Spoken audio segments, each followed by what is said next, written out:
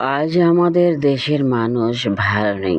আজ আমাদের দেশের মানুষ অনেক সমস্যার ভিতরে দিন কাটাচ্ছে। সরকার বদল হওয়ার পর থেকে নতুন সরকারের পেয়ে একের পর এক বিপদ আপদ এসে ঝাঁপিয়ে পড়ছে।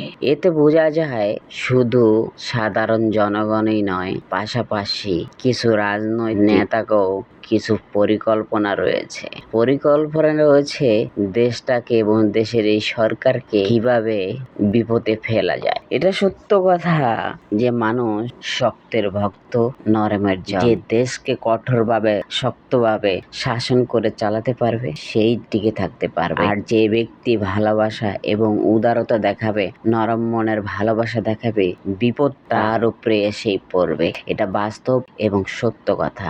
দেখেন, এই যে বিমান দুর্ঘটনায় যে ঘটনাটা ঘটে গেল, এই ঘটনা নিয়ে বর্তমান সরকার যিনি ইউনূস সাহেব, তার উপর অনেক ধরনের বিভিন্ন ধরনের নাশকতামূলক কথাবার্তা গুলো বলছে, যেগুলো আসলে অবিশ্বাসযোগ্য। কিন্তু এই ভালো মানুষটার উপরে এত কেন আপনারা নেগেটিভ মন্তব্য করছেন? সুস্থ থাকবেন, ভালো থাকবেন। আজকের ভিডিওটি এ পর্যন্তই ছিল।